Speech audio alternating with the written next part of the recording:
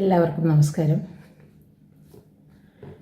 ശ്രീരാമനെയും ലക്ഷ്മണനെയും സീതയെയും കാട്ടിൽ കൊണ്ടുവിട്ട് സുമന്ത്രർ തിരിച്ചു വരികയാണ്. അവരെ യാത്രയയക്കുന്നിടത്ത് തന്നെ നമ്മൾ ഓരോരുത്തരുടെയും രീതികൾ കാണുന്നുണ്ട്.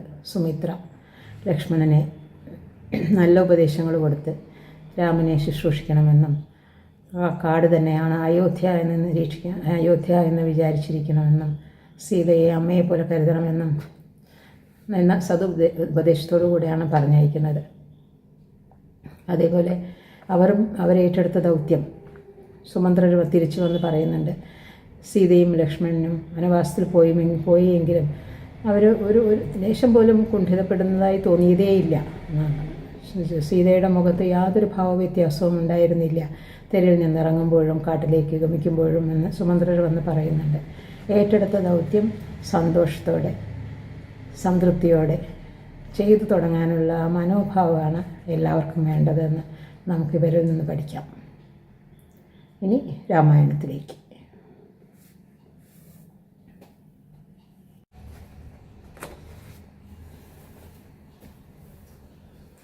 തുടർന്ന് ദശരഥൻ ആ അനുഭവകഥ കൗസല്യയെ കേൾപ്പിച്ചു. ദശരഥൻ്റെ വിവാഹത്തിന് മുമ്പായിരുന്നു ആ സംഭവം. ശബ്ദം കേട്ട ലക്ഷ്യത്തിൽ അമ്പെയ്ത് കൊള്ളിക്കുന്ന ധനുർവേദവിദ്യ അഭ്യസിച്ചവനെന്ന് കേൾവി കേട്ടിരുന്നു ദശരഥൻ അക്കാലത്ത്. വേനൽക്കാലത്തിന് അറുതി വന്ന് വർഷകാലം വരുന്നുണ്ടെന്ന് മുന്നറിയിപ്പ് നൽകുന്ന കാർമേഘങ്ങൾ അമ്പരദേശത്തിൽ അണിനിരന്നു തുടങ്ങി. വേഴാമ്പലുകളും മയിലുകളും തവളകളും മറ്റും സന്തോഷിച്ചപ്പോൾ മഴ പെയ്യുകയും നനഞ്ഞു കുതിർന്ന് ചിറകുകളടിച്ച് പക്ഷികൾ പണിപ്പെട്ട് മരക്കൊമ്പുകളിൽ പറന്നു ചെന്നിരിക്കുകയും ചെയ്തു. മഴ പെയ്യിച്ചു കൊണ്ടിരിക്കുന്നതും ഇനി പെയ്യിക്കാൻ പോകുന്നതുമായ മേഘപാളികൾ പർവ്വതങ്ങൾക്ക് മറപിടിച്ചു. ഗിരിധാതുക്കൾ കലർന്നപ്പോഴുണ്ടായ നിറപ്പകർച്ചയോടെ നീരൊഴുക്കുകൾ പാമ്പുകളെപ്പോലെ ഒഴുകിയിറങ്ങി. രാത്രികാലത്ത് ദശരഥൻ മൃഗയാവിനോദലോലുപനായി ശരചാപധാരിയായി സരയൂ നദിയിലെ കടവുകളിൽ വെള്ളം കുടിക്കാൻ വന്നേക്കാവുന്ന കാട്ടാനകളെയോ കാട്ടുപോത്തുകളെയോ മറ്റു മൃഗങ്ങളെയോ കൊല്ലുന്നതിനായി എത്തിച്ചേർന്നു. കുറെ അകലെയായി ആന തുമ്പിക്കൈയിൽ വെള്ളം വലിച്ചെടുക്കുകയാണ് എന്ന് തോന്നിപ്പിക്കുമാറുള്ള ഒരു ശബ്ദം അദ്ദേഹത്തിൻ്റെ ശ്രവണപുടങ്ങളിൽ വന്നലച്ചു. അദ്ദേഹം സർപ്പാഭമായി മിന്നുന്നൊരു ബാണമെടുത്ത് വില്ലിൽ തൊടുത്ത് ശബ്ദം പുറപ്പെട്ട സ്ഥലത്തേക്ക് അയച്ചു. അടുത്ത നിമിഷത്തിൽ മർമ്മത്ത് അമ്പ് തുളച്ചു വീണ ഒരു ബാലൻ്റെ കണ്ഠത്തിൽ നിന്നുയർന്ന അയ്യോ എന്ന നിലവിളി നിശബ്ദതയെ പിളർന്നു. അതിനെ തുടർന്ന് മുക്കലും മൂളലും ഞരങ്ങലും ഇടചേർന്നതും അസഹ്യവേദന നിറഞ്ഞതുമായ വിലാപവും. എന്നെപ്പോലൊരു പാവത്തിന് അമ്പേൽക്കാൻ എന്താണ് കാരണം? ഞാൻ രാത്രിയിൽ ആറ്റിൽ നിന്ന് വെള്ളം കോരാൻ വന്നതാണല്ലോ. ആരാണ് എന്നെ അമ്പെയ്തത്? ഞാൻ ആർക്ക് എന്ത് പിഴ ചെയ്തു? ഞാൻ മരിക്കുന്നതിനേക്കാൾ എനിക്ക് ദുഃഖം എൻ്റെ അച്ഛനമ്മമാരെ പറ്റി ആലോചിക്കുമ്പോഴാണ്. എൻ്റെ മരണം അവരെങ്ങനെ സഹിക്കാനാണ്? അത് കേട്ട് വ്യസനാധിക്യം കൊണ്ട് പതറിപ്പോയ ദശരഥൻ ഓടിച്ചെന്നപ്പോൾ കണ്ടത് അമ്പ് തറച്ച് ചോരയിൽ കുളിച്ച് കിടക്കുന്ന ഒരു കുമാരനെയും മറിഞ്ഞു കിടക്കുന്ന ഒരു കുടത്തെയുമായിരുന്നു. തേജസ്സിനാൽ ദശരഥനെ ചുട്ടിരിക്കുമെന്ന് തോന്നിയ നോട്ടമയച്ചുകൊണ്ട് മുനികുമാരൻ പറഞ്ഞു, രാജാവേ, വനവാസിയായ ഞാൻ എന്തു കുറ്റം ചെയ്തു? എൻ്റെ മർമ്മത്തിൽ തറച്ച അമ്പ് അച്ഛനമ്മമാരെയും കൊല്ലുക തന്നെ ചെയ്യും. അവർക്ക് കുടിക്കാൻ വെള്ളം കോരുന്നതിനായി ഇവിടെ വന്നതാണ് ഞാൻ. എത്ര നേരം അവർ ദാഹം സഹിച്ചുകൊണ്ടിരിക്കും? അങ്ങ് തന്നെ ഈ ഒറ്റയടി പാതയിലൂടെ നടന്ന ആശ്രമത്തിലെത്തി അച്ഛനോട് സംഭവിച്ചതെല്ലാം പറയണം. അച്ഛൻ അങ്ങയെ ശപിച്ച് ഭസ്മമാക്കാതിരിക്കട്ടെ. അതിനു മുമ്പ് എൻ്റെ മർമ്മത്തിൽ തുളച്ചിരിക്കുന്ന അമ്പ് അങ്ങ് വലിച്ചു കോരണം. അമ്പിരിക്കുന്നിടത്തോളം പ്രാണവേദനയുണ്ടായിരിക്കുമെന്നും അമ്പ് ഊരിയാൽ ഊർദ്ധശ്വാസം വലിക്കുമെന്നും അറിയാമായിരുന്ന ദശരഥൻ ആദ്യം സംശയിച്ചു നിന്നെങ്കിലും മുനികുമാരൻ ആവർത്തിച്ച അപേക്ഷ അനുസരിച്ച് അമ്പ് വലിച്ചെടുത്തു. വിറപൂണ്ടും പുളഞ്ഞും ഞെട്ടിയും മുനികുമാരൻ ദശരഥൻ്റെ മുഖത്ത് ദൃഷ്ടികൾ പതിപ്പിച്ച് നിമിഷങ്ങൾ കഴിയുന്നതിന് മുമ്പ് ആ സാധുവിൻ്റെ ആത്മാവാകുന്ന കിളി ശരീരമാകുന്ന പഞ്ചരത്തിൽ നിന്ന് പറന്നുപോയി. അറിയാതെ ചെയ്തു പോയ മഹാപാപം കാരണം ഉള്ളുകലങ്ങിയ ദശരഥൻ എന്തു ചെയ്യണമെന്നറിയാതെ ചില നിമിഷങ്ങളോളം അവിടെ നിന്നുവെങ്കിലും പിന്നീട് ഒരു തീരുമാനമെടുത്തു. മുനികുമാരൻ്റെ കുടത്തിൽ വെള്ളം കോരിയെടുത്ത് അതുമായി ആശ്രമത്തിലേക്ക് പോയി കണ്ണു കാണാത്തവരും വയസ്സേറിയവരും ചിറകറ്റ പറവകളെപ്പോലെ നിസ്സഹായരുമായ ദമ്പതികൾ ഏകപുത്രൻ്റെ പ്രത്യാഗമനവും കാത്ത് അക്ഷമരായി ഇരിക്കുകയായിരുന്നു. അടുത്തടുത്ത് വരുന്ന കാൽപ്പെരുമാറ്റം കേട്ടപ്പോൾ പുത്രൻ വരികയാണെന്ന് തെറ്റിദ്ധരിച്ച വൃദ്ധ താപസൻ വിളിച്ചു പറഞ്ഞു, മകനെ, നീ വരാൻ താമസിച്ചതെന്ത്? വെള്ളത്തിൽ കിടന്ന് നീന്തി കളിച്ചോ? ഞാനോ അമ്മയോ നിനക്ക് വല്ല അപ്രിയവും ചെയ്തിട്ടുണ്ടെങ്കിൽ നീ അതൊന്നും കാര്യമാക്കരുത്. ഗതിയില്ലാത്ത ഞങ്ങൾക്ക് നീയാണ് ഗതി. കണ്ണില്ലാത്ത ഞങ്ങൾക്ക് നീയാണ് കണ്ണ്. ഞങ്ങളുടെ പ്രാണൻ നിലനിൽക്കുന്നതും നിന്നിലാണ്. എന്താണ് നീ ഒന്നും മിണ്ടാത്തത്? ഭയാശങ്കകൾ കൊണ്ട് വിറയ്ക്കുകയും തൊണ്ട വല്ലാത്ത ഇടറുകയും ചെയ്ത മഹാരാജാവ് വല്ല വിധവും പറഞ്ഞൊപ്പിച്ചു, ഞാൻ അങ്ങയുടെ മകനല്ല, ദശരഥ രാജാവാണ്. തുടർന്ന് അദ്ദേഹം നടന്നതെല്ലാം അറിയിച്ചു. എൻ്റെ ഹൃദയം വിങ്ങിപ്പൊട്ടിയും കണ്ണിൽ ചുടുജലം ഒഴുക്കിയും അതേസമയം ധർമ്മബോധം കൈവിടാതെയും വൃദ്ധ താപസൻ പറഞ്ഞു, അങ്ങ് എന്നോട് സത്യം പറഞ്ഞിരുന്നില്ലെങ്കിൽ അങ്ങയുടെ തല കഷ്ണങ്ങളായി പൊട്ടിത്തെറിക്കുമായിരുന്നു. അറിയാതെ കുറ്റം ചെയ്തതുകൊണ്ടാണ് അങ്ങിപ്പോൾ ജീവിക്കുന്നത്. ആട്ടെ, അങ്ങ് ഞങ്ങളെ മകൻ കിടക്കുന്നിടത്തേക്ക് കൊണ്ടുപോകൂ. അതനുസരിച്ച് ദശരഥൻ സംഭവസ്ഥലത്തേക്ക് ആനയിച്ച മാതാപിതാക്കൾ ഓമന മകൻ്റെ മൃതദേഹം കെട്ടിപ്പിടിച്ച് ഹൃദയം പൊട്ടുമാറ് ദീർഘനേരം വിലപിച്ചു. ഒടുവിൽ അവർ ദശരഥനോട് പറഞ്ഞു, രാജാവേ, എൻ്റെ മകനെ അറിയാതെയെങ്കിലും വധിച്ച അങ്ങേക്ക് ഞാനിതാ ശാപമേകുന്നു. എന്നെപ്പോലെ അങ്ങും പുത്രശോകത്താൽ മരിക്കുമാറാകട്ടെ. ശാപമേകിയതിനു ശേഷം താപസനും പത്നിയും അഗ്നിയിൽ ചാടി ജീവൻ ത്യജിച്ചു. ഈ സംഭവകഥ കൗസല്യയെ കേൾപ്പിച്ചിട്ട് ദശരഥൻ പറഞ്ഞു, എൻ്റെ പ്രാണൻ പോകുന്നതിന് മുമ്പ് രാമനെ ഒരു പ്രാവശ്യം കൂടി കാണാൻ സാധിച്ചില്ലെങ്കിലോ അതിൽ പരം ഒരു ദുഃഖം എനിക്ക് അനുഭവിക്കാനില്ല. രാമനെ കാണാത്തതുകൊണ്ട് വെയിലിൽ കുറേശ്ശെ പറ്റുന്ന വെള്ളം പോലെ എൻ്റെ ജീവിതം ചുരുങ്ങുകയാണ്. രാമ, എൻ്റെ പൊന്നുമകനെ, നീ എന്നെ വിട്ട് എവിടെ പോയി? അത്യഗാധവും കര കാണാത്തതുമായ ശോകസാഗരത്തിൽ മുങ്ങിയും പൊങ്ങിയും കിടക്കുന്ന ദശരഥൻ നിർത്താതെ കരഞ്ഞ് കൗസല്യയുടെയും സുമിത്രയുടെയും സാന്നിധ്യത്തിൽ ദിവംഗതനായി. വിവരമറിഞ്ഞ രാജസ്ത്രീകളുടെയും പരിചാരികമാരുടെയും അന്തം വിട്ട നിലവിളികൾ അന്തഃപുരത്തെ മുഖരിതമാക്കി. രാജാവിൻ്റെ നിര്യാണ വാർത്ത കാട്ടുതീ പോലെ നഗരത്തിലാകെ വ്യാപിച്ചപ്പോൾ അതുതന്നെയായി നഗരത്തിലെയും സ്ഥിതി. ദശരഥന് വിധിപ്രകാരമുള്ള സംസ്കാരകർമ്മങ്ങൾ ചെയ്യുവാനുള്ള 4 പുത്രന്മാരിൽ ഒരുവൻ പോലും അയോധ്യയിലില്ല എന്ന പരിതാപകരമായ അവസ്ഥയാണ് സംജാതമായിരിക്കുന്നത്. ശ്രീരാമനും ലക്ഷ്മണനും വനത്തിലേക്കും ഭരതനും ശത്രുഘ്നനും കേകയത്തിലേക്കും പോയിട്ട് ദിവസങ്ങൾ പലത് കഴിഞ്ഞിരിക്കുന്നുവല്ലോ. തൽക്കാലത്തേക്ക് ദശരഥൻ്റെ മൃതശരീരം കേടുവരാതിരിക്കുവാനായി തൈലത്തോണിയിൽ സൂക്ഷിക്കുകയല്ലാതെ മറ്റൊരു വഴിയും ശേഷിച്ചിരുന്നില്ല. വാമദേവൻ, മൗദ്ഗല്യൻ, ഗൗതമൻ മുതലായ കുറേ മഹർഷിമാർ വസിഷ്ഠനെ കണ്ട് ഒന്ന് പറഞ്ഞു, രാജ്യം അരാജകമായി നാശോന്മുഖമാകാതിരിക്കുവാനായി ദശരഥൻ്റെ ഏതെങ്കിലും ഒരു പുത്രനെ അയോധ്യാപതിയായി അഭിഷേകം ചെയ്യണമെന്ന്. സിദ്ധാർത്ഥൻ, വിജയൻ, ജയന്തൻ, അശോകകുമാരൻ എന്നീ 4 ദൂതന്മാർക്ക് വസിഷ്ഠ മഹർഷി ഒരു നിർദ്ദേശം നൽകി. നിങ്ങൾ ഇപ്പോൾ തന്നെ പുറപ്പെട്ട് കേകയത്തിൽ ചെന്ന് ഭരതനെ കണ്ടൊന്ന് പറയണം. കഴിയുന്നത്ര വേഗത്തിൽ ഭരതനും ശത്രുഘ്നനും ഇവിടെ എത്തിച്ചേരണമെന്നും ഒരു അത്യാവശ്യ കാരണമുണ്ടെന്നും ഒട്ടും തന്നെ താമസിക്കരുതെന്നും. രാമനും സീതയും ലക്ഷ്മണനും കാട്ടിലേക്ക് പോയതിനെക്കുറിച്ചോ ദശരഥ മഹാരാജാവ് അന്തരിച്ചതിനെക്കുറിച്ചോ നിങ്ങൾ ഒരക്ഷരം മിണ്ടരുത്. ദൂതന്മാർ 4 പേരും അശ്വാരൂഢരായി അയോധ്യ വിട്ടിറങ്ങി പ്രലംബത്തിൻ്റെ വടക്കുള്ള മാലിനി നദി കടന്ന് വടക്കോട്ട് പോയി പാഞ്ചാല രാജ്യത്തിലെത്തി. അവിടുന്ന് പടിഞ്ഞാറോട്ട് യാത്ര ചെയ്ത് കുരുജാങ്കല രാജ്യങ്ങളിലൂടെ ശരദണ്ഡ നദിയുടെ തീരത്തിൽ ചെന്നു. ആ നദി തരണം ചെയ്ത് ബാഹ്ലീക രാജ്യത്തിലൂടെ സഞ്ചരിച്ച് സുദാമാചലം കയറി ഇറങ്ങി ഒടുവിൽ കേകയത്തിൻ്റെ രാജധാനിയിൽ എത്തിച്ചേർന്നു. രാജധാനിയിൽ ഭരതനും ശത്രുഘ്നനുമുണ്ട്. ഭരതനും സ്നേഹിതന്മാരും സംഭാഷണം നടത്തിക്കൊണ്ടിരിക്കെ അയോധ്യയിലെ രാജദൂതന്മാരായ സിദ്ധാർത്ഥനും വിജയനും ജയന്തനും അശോകകുമാരനും വന്നെത്തി ഉപചാരപൂർവ്വം വന്നിച്ചിട്ട് വസിഷ്ഠൻ്റെ നിർദ്ദേശം അറിയിച്ചു. മാതാമഹൻ്റെയും മാതലിൻ്റെയും അനുജ്ഞയോടും അനുഗ്രഹത്തോടും കൂടി ഭരതൻ നിതാന്ത സഹചാരിയായ ശത്രുഘ്നനോടൊന്നിച്ച് അയോധ്യയിലേക്കുള്ള യാത്രയ്ക്കായി ഒരുക്കപ്പെട്ട രഥത്തിൽ കയറി. ദുസ്വപ്ന ദർശനത്തിൽ നിന്ന് സംജാതമായ അശുഭചിന്തയും സിദ്ധാർത്ഥാദികളുടെ മുഖങ്ങളിൽ പ്രതിഫലിച്ചു കണ്ട മ്ലാനതയും ഒത്തുചേർന്ന് ഭരതൻ്റെ ഹൃദയത്തെ വല്ലാതെ നൊമ്പരപ്പെടുത്തി. കാതങ്ങൾ പിന്നിടും തോറും ദിവസം ഓരോന്നായി കഴിയും തോറും ആ രാജകുമാരൻ്റെ അസ്വസ്ഥത കൂടിക്കൊണ്ടിരുന്നു.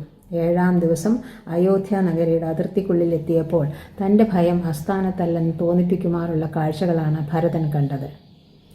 അസാധാരണയായി മോടിയോടുകൂടി വസ്ത്രധാരണം ചെയ്ത് ഉല്ലാസത്തോടും ഉന്മേഷത്തോടും കൂടി ഗതാഗതം ചെയ്യുന്ന സ്ത്രീ പുരുഷന്മാർ നിറഞ്ഞ തെരുവീഥികൾ കേവലം നിർജ്ജനങ്ങളായിരിക്കുന്നു.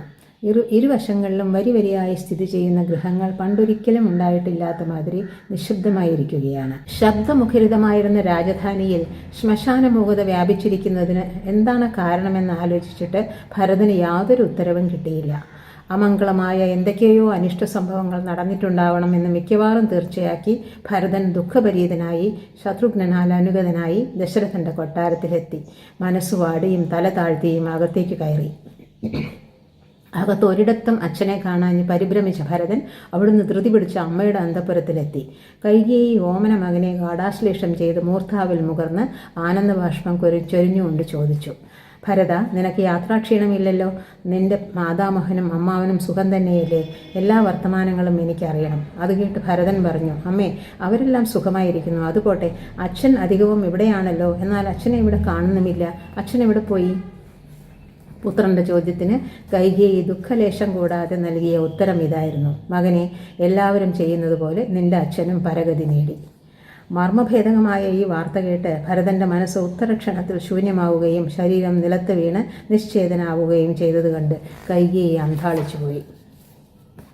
തെല്ലുനേരം കഴിഞ്ഞ് സ്വബോധം വീണ്ടു കിട്ടിയ ഭരതൻ ഉത്തരീയാഞ്ചലം കൊണ്ട് മുഖം പൊത്തി നിയന്ത്രണമില്ലാതെ കരയുകയായി. അടുത്ത ചോദ്യം ഇതായിരുന്നു, അമ്മേ, അച്ഛൻ്റെ അവസാന വാക്കുകൾ എന്തൊക്കെയായിരുന്നു? കൈകേയി പറഞ്ഞു, ഭരത, നിന്റെ അച്ഛൻ രാമൻ്റെയും സീതയുടെയും ലക്ഷ്മണൻ്റെയും പേരുകൾ ഉറക്കെ വിളിച്ചു. എന്നിട്ട് പറഞ്ഞു, സീതയോടും ലക്ഷ്മണനോടും കൂടെ തിരിച്ചു വരുന്ന രാമനെ കാണുവാൻ ഭാഗ്യശാലികളാണെന്ന്. രാമനെ കാണുന്നവർ ഭാഗ്യശാലികളാണെന്ന്. ജ്യേഷ്ഠനും ജ്യേഷ്ഠപത്നിയും ലക്ഷ്മണനും അയോധ്യയിലില്ലെന്നും അജ്ഞാതമായ മറ്റേതോ സ്ഥലത്തേക്ക് പോയിരിക്കുകയാണെന്നും അനുമാനിക്കുവാൻ ഭരതന് ബുദ്ധിമുട്ടുണ്ടായില്ല. അതൊക്കെ അറിയാൻ വെമ്പിയ പുത്രന് സന്തോഷമുണ്ടാകുമെന്ന മിഥ്യാബോധത്തോടുകൂടി കൈകേയി ഭർത്താവിൽ നിന്നുണ്ടായ വരലാഭവും രാമനെ രാജ്യത്തിൽ നിന്ന് നിഷ്കാസനം ചെയ്തതും മറ്റും വിവരിച്ചു. എന്നാൽ ആ ദുഷ്ട പ്രതീക്ഷയിൽ നിന്ന് തികച്ചും വ്യത്യസ്തമായിരുന്നു ഭരതന്റെ പ്രതികരണവും പെരുമാറ്റവും. ആ ധർമ്മിഷ്ഠന്റെ ഹൃദയത്തിൽ ഒന്നിച്ചു നിറഞ്ഞ അസഹനീയമായ കോപവും താപവും അധരങ്ങളിൽ നിന്ന് വാക്കുകളിലൂടെ നിർഗളിച്ചു. ദുഷ്ടേ, ഞാനും അയോധ്യയും, അതെന്തിന്, ലോകം തന്നെയും നശിച്ചു. രാക്ഷസ സ്ത്രീയായ നിങ്ങളുടെ മകനായി പിറന്ന ഞാൻ ലോകത്തിൻ്റെ മുമ്പിൽ നിന്ദ്യനായിരിക്കുന്നു. ഞാൻ കയറിൽ തൂങ്ങിയോ വിഷം കുടിച്ചോ തീയിൽ പതിച്ചോ വെള്ളത്തിൽ ചാടിയോ മരിക്കും.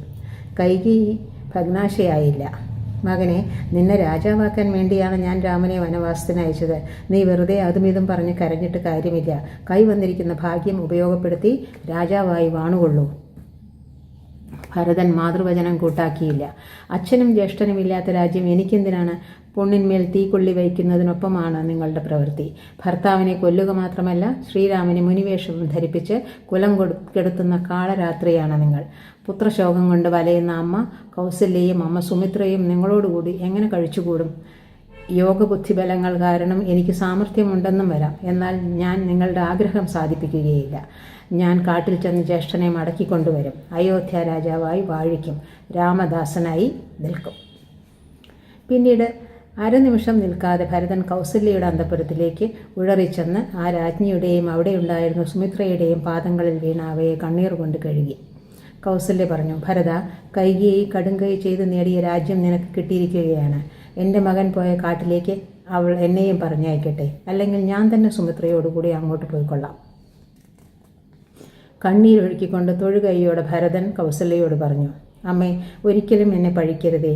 എനിക്ക് ജ്യേഷ്ഠനോടുള്ള സ്നേഹവും ഭക്തിയും അമ്മയ്ക്ക് അറിയാവുന്നതാണല്ലോ. ജ്യേഷ്ഠനെ ദ്രോഹിച്ചവർക്ക് സകല പാപങ്ങളുടെയും ദുഷ്ഫലങ്ങൾ അനുഭവിക്കുവാൻ സംഗതിയാവട്ടെ. നിഷ്കളങ്ക ഹൃദയനായ ഭരതൻ ദുഃഖത്തെ ഉള്ളിലൊതുക്കി അത്യാവശ്യമായി നിർവഹിക്കേണ്ട ചുമതലകൾ ഏറ്റെടുക്കണമെന്ന ഉദ്ദേശത്തോടുകൂടി വസിഷ്ഠ മഹർഷി നിർദ്ദേശിച്ചു. യശശരീരനായ ദശരഥ മഹാരാജാവിൻ്റെ മൃതശരീരം സംസ്കരിക്കണമെന്നും വിധിപ്രകാരമുള്ള ശേഷക്രിയകൾ ചെയ്യണമെന്നും പറഞ്ഞു. അതനുസരിച്ച് പരിചാരകന്മാർ മൃതശരീരം ഭക്തിയോടെ എടുത്ത് പള്ളിപ്പല്ലക്കിൽ കിടത്തി പൊൻവെള്ളിപ്പൂക്കൾ തൂകിയതും വിചിത്ര വസനങ്ങൾ വിരിച്ചതുമായ വഴിയിലൂടെ വഹിച്ചു കൊണ്ടുപോയി.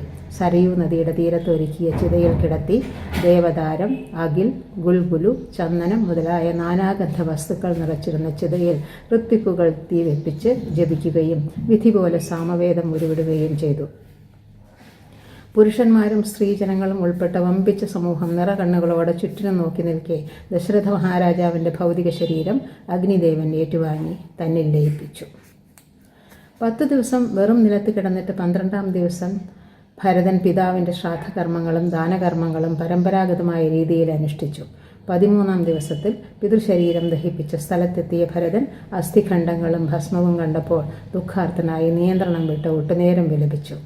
എല്ലാ അവസരങ്ങളിലും ഭരതനെ നിമിഷനേരം പിരിഞ്ഞിരിക്കാത്ത ശത്രുഘ്നനും ഒപ്പമുണ്ടായിരുന്നു.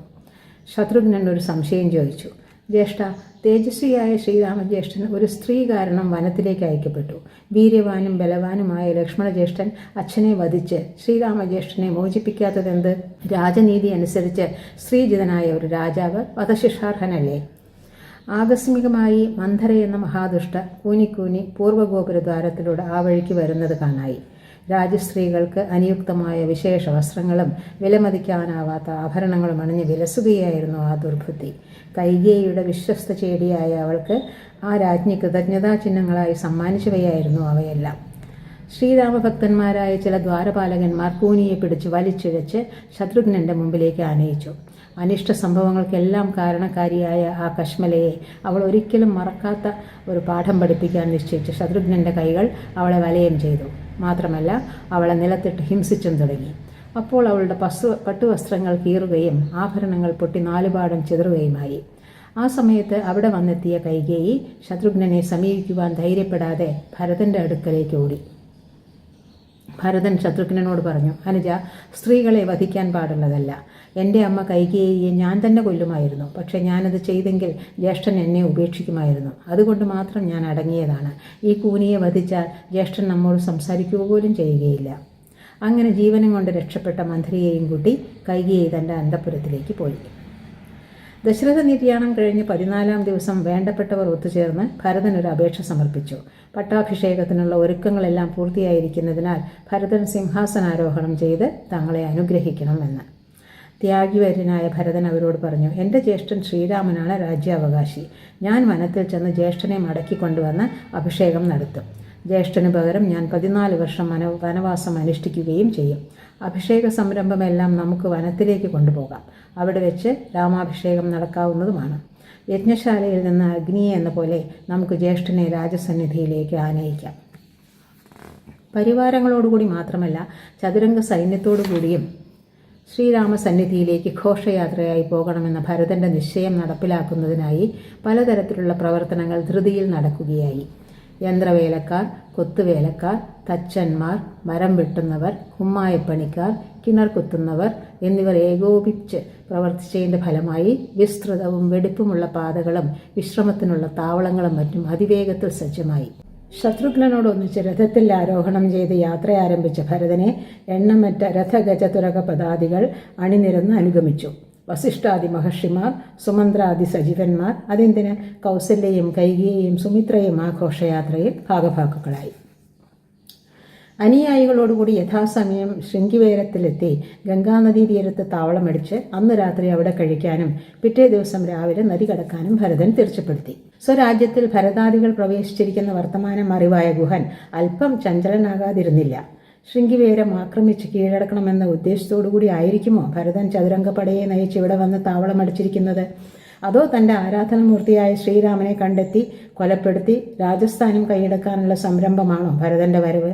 അതല്ല, സതുദ്ദേശത്താൽ പ്രേരിതനായി ശ്രീരാമനെ വന്ദിക്കുന്നതിനും ഭക്തിയാദരങ്ങൾ പ്രകടിപ്പിക്കുന്നതിനുമാണ് വന്നതെങ്കിലോ തന്നാലാവുന്ന സഹായമെല്ലാം ഭരതന് ചെയ്തു കൊടുക്കണം. അങ്ങനെ നിശ്ചയിച്ച് ഗുഹൻ ഭരതനെ കണ്ട് ഫലമൂലാദികളും തേനും മറ്റും ഉപചാരപൂർവ്വം കാഴ്ചവെച്ച് തൊഴുതു നിൽപ്പായി. സുമന്ത്രൻ ഭരതനോട് പറഞ്ഞു, കുമാര, നിഷാദ രാജാവായ ഈ ഗുഹൻ ശ്രീരാമന്റെ ഉത്തമ സുഹൃത്തും ഭക്തനുമാണ്. ദണ്ഡകാരണ്യത്തിൽ എല്ലാ സ്ഥലങ്ങളും അറിയുന്നവനും. ശ്രീരാമനെ ദ്രോഹിക്കാനാണ് ഭരതന്റെ ഉദ്യമമെന്ന് ബോധ്യപ്പെട്ടാൽ കുമാരനെ എതിർക്കുന്നതിനായി സ്വസൈന്യത്തെ സജ്ജമാക്കി ദൂരെ ഒരിടത്ത് നിർത്തിയിരുന്ന ഗുഹൻ ചോദിച്ചു, ഭരതകുമാര, അങ്ങ് ശ്രീരാമനോട് ഒരു വിധത്തിലും വിരോധമുള്ളവനല്ല എന്ന് ഞാൻ വിശ്വസിക്കട്ടെയോ? ഭരതൻ ഉത്തരം നൽകി, ഗുഹ, ശ്രീരാമനെ ദ്രോഹിക്കുക എന്ന പാപം ആരും ഒരിക്കലും ചെയ്യാതിരിക്കട്ടെ. എനിക്ക് പിതൃതുല്യനാണ് എൻ്റെ ജ്യേഷ്ഠൻ. ഞാൻ വന്നിരിക്കുന്നത് ജ്യേഷ്ഠനെ കാട്ടിൽ നിന്ന് നാട്ടിലേക്ക് കൊണ്ടുപോകാനാണ്. ഭരതന്റെ വാക്കിലും മുഖഭാവത്തിലും നിഷ്കളങ്കതയും ആത്മാർത്ഥതയും തെളിഞ്ഞു കണ്ട ഗുഹൻ പിന്നീട് യാതൊന്നും സംശയിക്കാതെ ഭരതനുമായി കുശലപ്രശ്നവും തുടർന്ന് ദീർഘമായ സംഭാഷണവും നടത്തി. ശ്രീരാമനെ കണ്ടുമുട്ടിയത് മുതൽ സീതയോടും ലക്ഷ്മണനോടും കൂടി നദി കടന്ന് മറുകരയിലിറങ്ങി കണ്ണിൽ നിന്ന് മറയുന്നത് വരെയുള്ള സകല സംഭവങ്ങളും ഗുഹൻ യഥാർത്ഥമായി ഭരതനെ വർണ്ണിച്ചു കേൾപ്പിച്ചു. അതിനുശേഷം ഗംഗാതരണത്തിനു മുമ്പ് ശ്രീരാമനും സീതയും കിടന്നുറങ്ങിയ ദർഭമെത്തയും ആ ദർഭമെത്ത വിരിച്ചിരുന്ന മരച്ചുവടും കാണിച്ചു കൊടുത്തു. അത് കണ്ടപ്പോൾ ഭരതൻ വികാരാധീനനായി. സ്വർണ്ണക്കട്ടിലിൽ പൂമെത്തയിൽ ശയിച്ചിരുന്ന ജ്യേഷ്ഠൻ കല്ലും മണ്ണും നിറഞ്ഞ നിലത്ത് പുല്ലുമെത്തയിൽ രാത്രി കഴിക്കുക. എന്തൊരു വിധിവൈപര്യത്യമാണ്! എന്നെക്കാൾ എത്രയോ ഭാഗ്യവാനാണ് ലക്ഷ്മണൻ. ജ്യേഷ്ഠനെ ദുഷ്കാലത്ത് പരിചരിക്കാൻ സാധിക്കുന്നത് ലക്ഷ്മണനാണല്ലോ. ഞാൻ അമരക്കാരനില്ലാത്ത വഞ്ചിയെപ്പോലെയായി. ലോകമാകെ എനിക്ക് ശൂന്യവുമായി. ഇന്നു മുതൽ ഞാനും ജ്യേഷ്ഠനെപ്പോലെ ജടധരിച്ച് കായും കനിയും തിന്ന് വെറും തറയിൽ കിടന്നുറങ്ങും. അതെല്ലാം ജ്യേഷ്ഠനില്ലാത്ത കാട്ടിലായിരിക്കുകയും ചെയ്യും. ജ്യേഷ്ഠൻ അയോധ്യയിൽ ചെന്ന് രാജ്യഭാരം ഏറ്റെടുക്കട്ടെ. അങ്ങനെ ചെയ്യണമെന്ന് ഞാൻ കാല് പിടിച്ച് യാചിക്കും. ജ്യേഷ്ഠൻ യാചന സ്വീകരിക്കാതിരിക്കില്ല. രാവിലെ ഗുഹന്റെ മേൽനോട്ടത്തിൽ 500 തോണികളും നാക്കുമണി തൂക്കിയ അനേകം ഇണവഞ്ചികളും ഗംഗാനദിയുടെ വിശാലമായ ജലപ്പരപ്പിൽ കരയ്ക്കടുത്തായി അണിനിരുന്നു. ഭരതശത്രുഘ്നന്മാരും പുരോഹിതന്മാരും രാജസ്ത്രീകളും ഭടന്മാരും എല്ലാം അവയിൽ കയറി മൈത്രം എന്ന സന്മുഹൂർത്തത്തിൽ പ്രയാഗവനത്തിൽ എത്തിച്ചേർന്നു. മറ്റെല്ലാവരെയും അവിടെ തന്നെ നിർത്തിയിട്ട് ഭരതൻ പുരോഹിതന്മാരിൽ ചിലരുടെ അകമ്പടിയോടുകൂടി ഭരദ്വാജ മഹർഷിയുടെ ആശ്രമത്തിലേക്ക് പോയി. ഭരദ്വാജൻ വിശിഷ്ടാതിഥികളെ യഥായോഗ്യം സ്വാഗതം ചെയ്തിട്ട് ഭരതനോട് ചില ചോദ്യങ്ങൾ ചോദിച്ചു. കുമാര, ഊഴി വാഴുന്ന അങ്ങിപ്പോൾ ഇങ്ങോട്ട് വരാൻ എന്താണ് കാരണം? ഏതൊരു മഹാത്മാവിനെ കൗസല്യ പ്രസവിച്ചുവോ, അങ്ങയുടെ പിതാവ് സ്ത്രീയുടെ വാക്കുകേട്ട് ഭാര്യഭ്രാതൃക്കളോടുകൂടി ആരെ വനത്തിലേക്ക് അയച്ചുവോ, ആ നിഷ്പാപനോട് പാപപ്രവൃത്തി ചെയ്യുവാൻ അങ്ങ് ഉദ്ദേശിക്കുന്നുണ്ടോ? ഭരദ്വാജന്റെ ചോദ്യങ്ങൾ കേട്ടപ്പോൾ ഭരതൻ ബാഷ്പാകുലനേത്രനായി ഗദ്ഗദത്തോടെ പറഞ്ഞു, മഹർഷേ, അങ്ങ് എന്നെക്കുറിച്ച് ഇങ്ങനെ കരുതിയാൽ ഞാൻ നശിച്ചത് തന്നെ. ദയവ് ചെയ്ത് ഈ മാതിരി സംസാരിക്കരുതേ. എൻ്റെ അമ്മ എനിക്ക് വേണ്ടി ചെയ്ത പ്രവൃത്തിയെ ഞാൻ അനുകൂലിച്ചില്ല, മാത്രമല്ല പ്രതികൂലിക്കുക കൂടെ ചെയ്തു. ഞാൻ ശ്രീരാമൻ്റെ തൃക്കാൽ വണങ്ങാൻ വന്നതാണ്, ജ്യേഷ്ഠനെ അയോധ്യയിലേക്ക് കൂട്ടിക്കൊണ്ടു പോകാനും. എവിടെയാണിപ്പോൾ ജ്യേഷ്ഠനെന്ന് പറഞ്ഞു തരാൻ അങ്ങേക്ക് ദയവുണ്ടാകണം.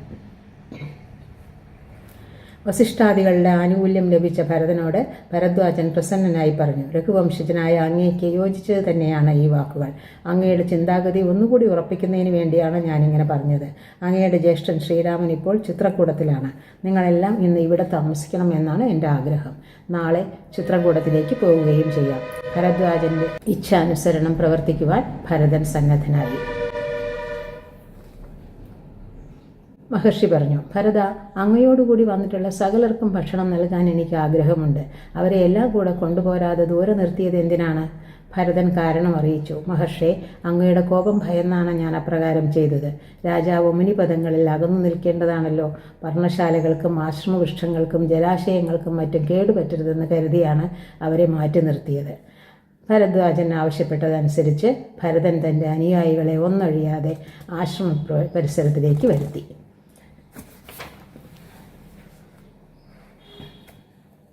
ഭരതന് ശ്രീരാമനോടുള്ള പരിപാവനമായ സ്നേഹവും അളവില്ലാത്ത ഭക്തി ബഹുമാനങ്ങളും അചഞ്ചലമായ കർത്തവ്യബോധവും പ്രകടമായ ഒരു സംഭവം കൂടി നടക്കാതിരുന്നില്ല.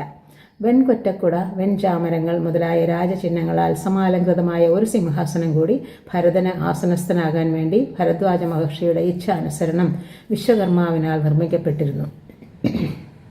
എന്നാൽ ആ സിംഹാസനത്തിൽ അഗ്രജനായ ശ്രീരാമൻ ഉപവിഷ്ടനായിരിക്കുന്നു എന്ന് സങ്കല്പിച്ച് ഭരതൻ അതിനെ വലം വെച്ച് പ്രണമിച്ചിട്ട് മറ്റൊരു പീഠത്തിൽ ചെന്നിരിക്കുകയാണ് ചെയ്തത്.